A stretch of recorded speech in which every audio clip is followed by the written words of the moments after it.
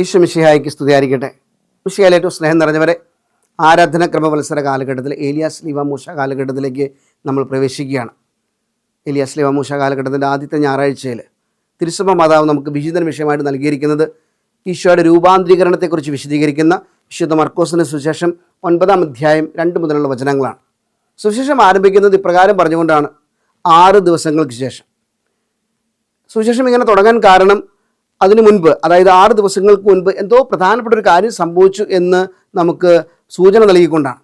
ഇതെന്താണെന്ന് മനസ്സിലാക്കാൻ വേണ്ടി ഇതിന് മുന്നിലത്തെ അധ്യായമായിട്ടുള്ള 8-ാമത്തെ അധ്യായത്തിലേക്ക് നമ്മൾ കടന്നു ചെല്ലുമ്പോൾ നമുക്ക് കാണാൻ സാധിക്കും.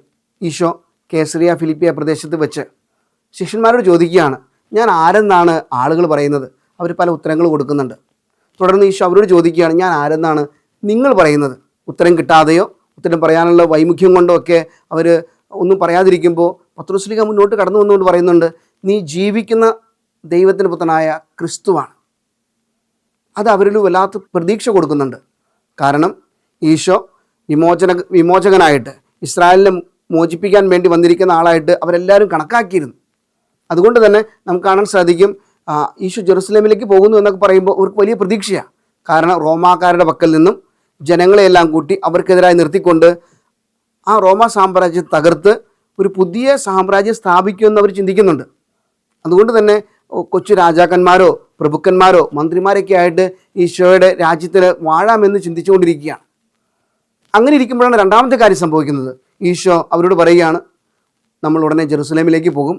അവിടെ വെച്ച് മനുഷ്യപുത്രൻ, അതായത് ഈ ഞാൻ, ശത്രുക്കളുടെ കയ്യിലേക്ക് ഏൽപ്പിക്കപ്പെടും.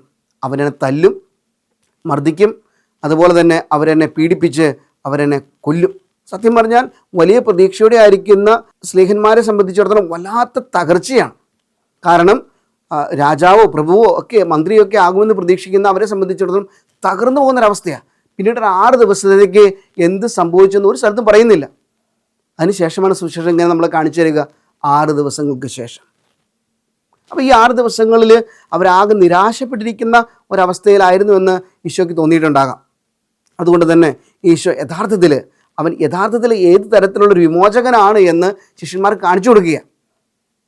അപ്പോൾ അതിനുവേണ്ടിയാണ് ഒരു സ്വർഗീയ അനുഭവത്തിൻ്റെ മുന്നാസ്വാദനം എന്ന നിലയിൽ, ഒരു പ്രോട്ടോടൈപ്പ് എന്ന നിലയിൽ സ്ലേഹന്മാരിൽ 3 പേരെ വിളിച്ചുകൊണ്ട് ഈശോ ഒരു വലിയ ഉയർന്ന സ്ഥലത്തേക്ക്, അല്ലെങ്കിൽ ഒരു മലയിലേക്ക് കടന്നു പോവുകയാണ്. അങ്ങനെ ആ മലയിലേക്ക് കടന്നു പോകുമ്പോൾ കൂടെ കൊണ്ടുപോകുന്നത് പത്രോസിനെയും യോഹനാനെയും യാക്കോബിനെയും. ഈ 3 പേർക്കും പ്രത്യേകതയുണ്ട്. പത്രോസ്ലീഹ സഭ ഈശോ ഏൽപ്പിക്കുന്ന ആദ്യത്തെ മാർപ്പാപ്പയായിട്ട്, അല്ലെങ്കിൽ നേതൃസ്ഥാനത്തേക്ക് കടന്നു വരുന്ന ആളാണ്. അപ്പോൾ തകർന്നു പോകരുത്, തളർന്നു പോകരുത്, ഒരിക്കലും കാലിടരുത് എന്നുള്ള ഒരു മനോഭാവത്തോടു കൂടെ ഈശോ ഈ സ്വർഗീയ അനുഭവത്തിന് മുന്നാസ്വാദനം കാണിച്ചു കൊടുക്കുക. യാക്കോബ് ശ്ലീഹ സഭയിലെ ആദ്യത്തെ രക്തസാക്ഷിയാണ്.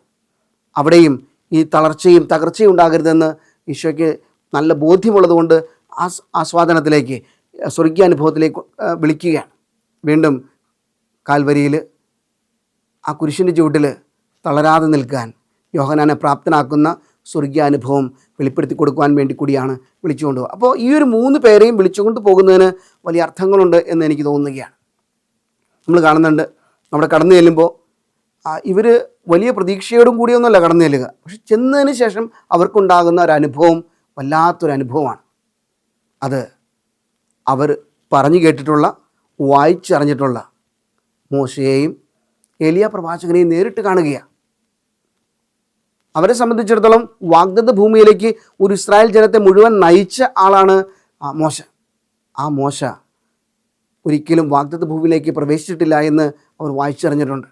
പക്ഷേ വാഗ്ദത്ത ഭൂമി എന്ന വാക്കിനർത്ഥം ദൈവിക സാന്നിധ്യത്തിൻ്റെയും ദൈവിക കൃപകളുടെയും അനുഗ്രഹങ്ങളുടെയും നിമിഷവും സ്ഥലവും എന്നാണെങ്കിൽ, മോശയും ആ വാഗ്ദത്ത ഭൂമിയിലേക്ക് പ്രവേശിക്കുന്ന അനുഭവം ഉണ്ടാകുന്നതായിട്ട് ഇവർ നേരിട്ട് കണ്ട് അനുഭവിക്കുകയാണ്. ഏലിയ പ്രവാചകനും മേഘങ്ങളിലേക്ക് എടുത്തു എന്ന് പറയപ്പെടുന്നുണ്ട്. അദ്ദേഹവും സ്വർഗീയമായിട്ടുള്ള അനുഭവത്തിലേക്ക് കടന്നു പോയവനാണ്. എന്നാൽ അയാൾക്ക് എന്ത് സംഭവിച്ചു എന്നോ സ്വർഗീയാനുഭവം എന്താണെന്നോ ഒരിക്കൽ പോലും ഈ ഇസ്രായേൽ ജനത്തിന് മനസ്സിലായിട്ടില്ല. അവിടെ ഈശോയുടെ സാന്നിധ്യത്തിൽ ഏലിയ പ്രവാചകൻ നിൽക്കുമ്പോൾ സ്ലേഹന്മാർക്കത് മനസ്സിലാവുകയാണ്. അതുകൊണ്ട് തന്നെ ഇതൊരു ദൈവികം അനുഭവമാണെന്ന് മനസ്സിലാക്കുന്ന സ്ലേഹന്മാർ കമിഴ്ന്നടിച്ച് ആരാധിക്കുകയാണ്. ഈ ഒരു അനുഭവം നമ്മൾ കാണുന്നുണ്ട്. പിതാവായ ദൈവം ഹോറബ് മലയിൽ വെച്ച് ഇസ്രായേൽ ജനത്തിന് സ്വയം മനസ്സിലാക്കി കൊടുക്കുമ്പോൾ ഇസ്രായേൽ ജനം മുഴുവൻ കമിഴ്ന്ന് വീണ് ആരാധിക്കുകയാണ്. സെയിം അനുഭവത്തിലേക്ക്, ദൈവികമായിട്ടുള്ള അനുഭവത്തിലേക്ക് സ്ത്രീമാർ കടന്നു വരിക. പ്രിയമുള്ളവരെ, ഇന്നേ ദിവസം ഈശോ നമ്മൾ പറയുന്നൊരു കാര്യമുണ്ട്. ജീവിതത്തിൽ തകർന്നു പോയിട്ടുള്ളവരുണ്ടാകാം, അസുഖങ്ങൾ വന്ന് നിരാശയിൽ പെട്ടുപോയിട്ടുള്ള ആളുകളുണ്ടാകാം. നമ്മുടെ കുടുംബത്തിലും നമ്മൾ ജോലി ചെയ്യുന്ന ഇടങ്ങളിലും നമ്മുടെ സൗഹൃദങ്ങൾക്കിടയിലൊക്കെ ഇതുപോലെ തകർന്നു പോയ ആളുകൾക്ക് വേണ്ടി നമ്മൾ രൂപാന്തരീകരണം പ്രാപിക്കണം. നമ്മൾ അവർക്ക് പ്രതീക്ഷയുടെ, ദൈവിക അനുഭവത്തിൻ്റെ, ദൈവിക തിരിച്ചറിവിൻ്റെയൊക്കെ ഒരു രൂപാന്തരീകരണമായിട്ട് കടന്നു ചെല്ലേണ്ടവരാണ് എന്നുള്ളതാണ് ഇന്നത്തെ ദിവസം തിരുസഭ മാതാവ് നമ്മെ ഓർമ്മപ്പെടുത്തുക. പ്രിയമുള്ളവരെ, ഒരു പക്ഷേ നിരാശ എന്ന് പറയുന്നത് അത്ര ചെറിയ കാര്യമൊന്നുമല്ല. ഇന്നത്തെ കാലത്ത് നിസ്സാരമായിട്ടുള്ള നിരാശ പോലും വലിയ പ്രത്യാഘാതങ്ങൾ ഉണ്ടാക്കുന്ന അനുഭവങ്ങളിലേക്ക് ആളുകൾ തള്ളിവിടുന്നുണ്ട്. അപ്പോൾ അവരുടെ ഇടയിലേക്ക് ദൈവീകമായ അനുഭവത്തിൻ്റെ, സ്വർഗീയമായിട്ടുള്ള അരുൾപ്പാടിൻ്റെ, വലിയ പ്രതീക്ഷയുടെയൊക്കെ രൂപാന്തരീകരണമായിട്ട് കർത്താവ് കടന്നു ചെന്നതുപോലെ, സ്നേഹന്മാരെ ആ ഒരു അനുഭവത്തിലേക്ക് കടത്തിക്കൊണ്ട് വന്നതുപോലെ നമ്മൾ കടന്നു ചെല്ലണം എന്നുള്ളതാണ്. നമ്മുടെ കുടുംബത്തിൽ നമുക്ക് രൂപാന്തരീകരണം വേണം. നമ്മുടെ സൗഹൃദങ്ങളിൽ നമുക്ക് രൂപാന്തരീകരണം വേണം. നമ്മുടെ സാഹചര്യങ്ങൾക്കിടയിൽ നമുക്ക് രൂപാന്തരീകരണം സംഭവിക്കണം. പ്രിയമുള്ളവരെ, മറ്റുള്ളവർക്ക് വേണ്ടി നമുക്ക് രൂപാന്തരീകരണം ഉണ്ടാകുവാൻ വേണ്ടി ഇന്നേ ദിവസം ദൈവത്തോട് പ്രത്യേകം പ്രാർത്ഥിക്കാം. ദൈവം നമ്മെല്ലാവരെയും സമൃദ്ധമായിട്ട് അനുഗ്രഹിക്കട്ടെ.